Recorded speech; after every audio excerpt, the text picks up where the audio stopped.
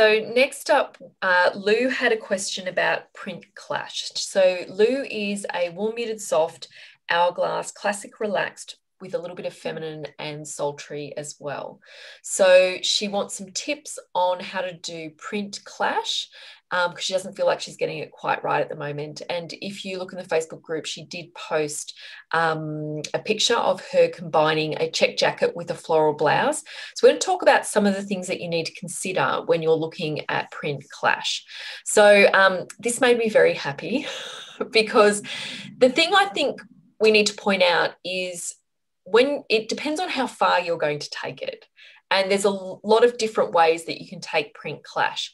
And if you think about interiors, for example, interiors, we seem to feel a lot more comfortable with print clash because if you think about the makeup of a room, then you very much can have all different prints and patterns happening within the one space and sometimes on top of each other. Like if you think about beautiful country style, you'll often have like a check or a plaid on like a couch, but then you'll have different, like a floral in the cushion. But there are particular things that tie all of these things together, and that's what we want to cover today. So just so you know, this slide, this is the extreme version. Is that the reaction we're getting in the chat, Christy? No, there seems to be no reaction. Unless they're sitting there just flabbergasted, there's no reaction there. But it's, so, I mean, this is dramatic creative. Yeah, absolutely. And look, that is the natural space and home for print clash, is for your dramatics and creatives. However, we're going to show you that there are ways of pulling that back. However, it is still very much in that sort of creative realm. Fee did divulge she wants that pink suit. Yeah, I do want the pink suit. There's quite a few of these that I want here, and I'm actually thinking we might. These are less shocking. Yeah, we actually might make this one of our challenges, one piece 3 ways challenge. Yeah, I have a feeling. Writing it down. And I'm going to actually do some print clash, I think. That's what I'm going to play in my wardrobe, is do some print clash. But one of the easiest ways to start playing around with this concept of print clash is to start with a stripe. And often with the stripe, it can be black and white or a navy and white. And that's usually the easiest place to start because it means that most other prints will work with it. Because one of the key things with print is still that you need to work within your color palette to make it work. And if we have a look at a couple of examples here, we're seeing blue and white stripe, and you can see that it picks out that blue in that dress perfectly. So that's why it's successful. Here in this one as well, I'm assuming that it's a navy here. And again, it's pulling out the blue in the skirt. Here it's the black, it's pulling out the black. And here I love this combination. Even though the greens don't match exactly, we can still see that this is very much a cool and clear color palette. And when we talk about all the colors love each other, this is an example of how all the colors love each other. And then we're putting the 20% pop of something that doesn't sit within that palette in to sort of bring it all together, because you're bringing in some of those warmer red tones as well. So if it's something that you're considering, start with a striped top. And I'll show you an example. If you really want to get started, the simplest way, I'll show you in a moment what that might look like too. The other key thing, and this is just around checks. So just to give you an example, that if you want to move a little bit further from stripes, then moving to a check is another great way, because it's just another version of a geometric that will work. I particularly love, you know, doing the houndstooth with houndstooth, but it's like different scale.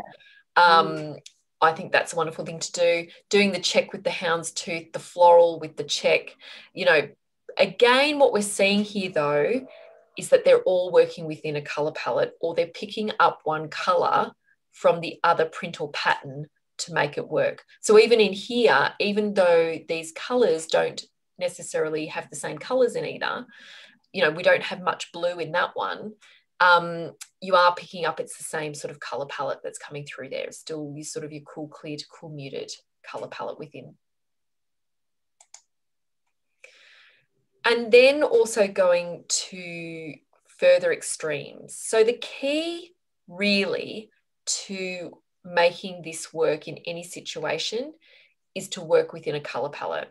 So if we look here into sort of our warm muted, deep, we can see that all of those colours would be within that palette. other than the black background, but the black background is what is actually tying it together.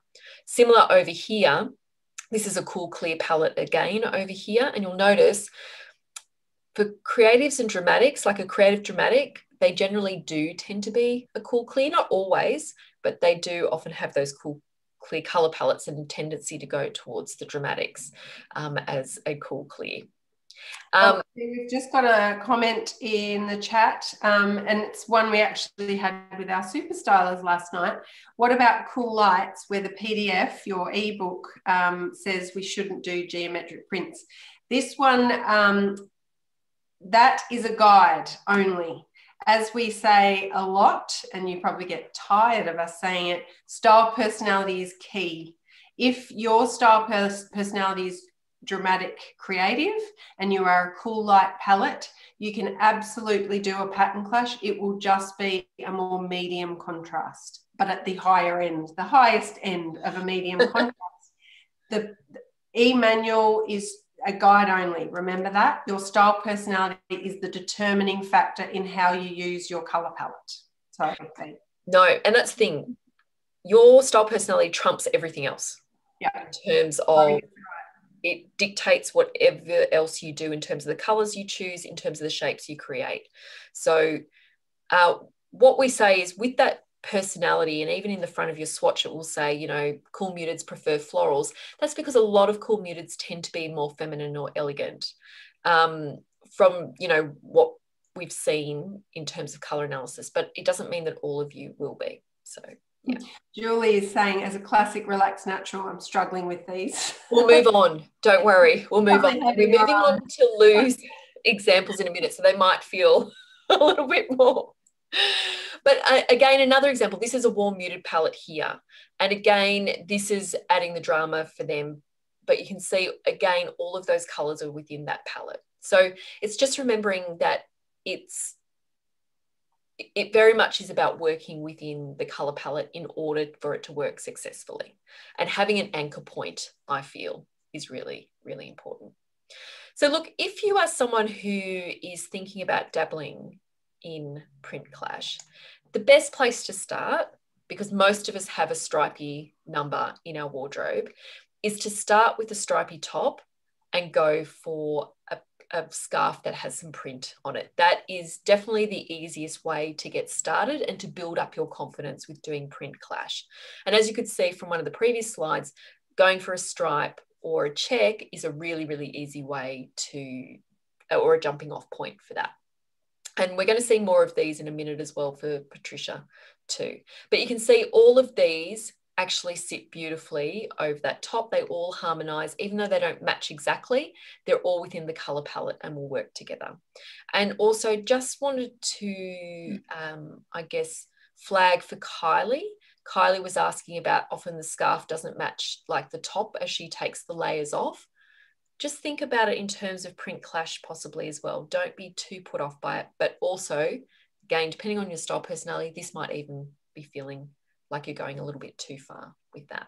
And that key really is to work within the same palette fee. So as we always say, your colour swatch dictates accessory colour, garment colour, everything.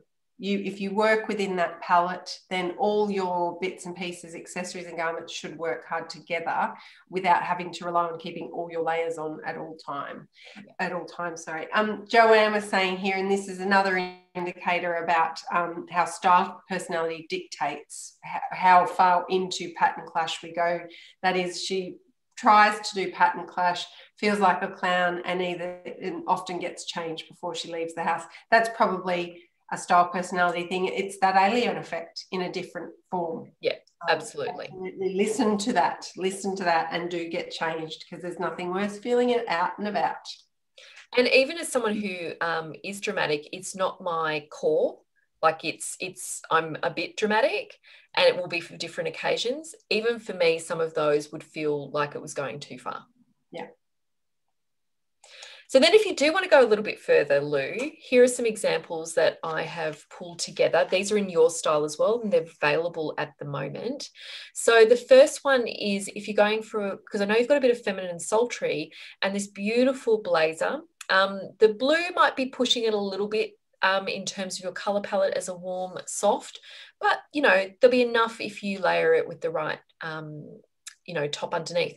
But you can see I've pulled out the colors here and you can see how they tie in beautifully. So that's one simple way with the striped tee, pairing it with a floral.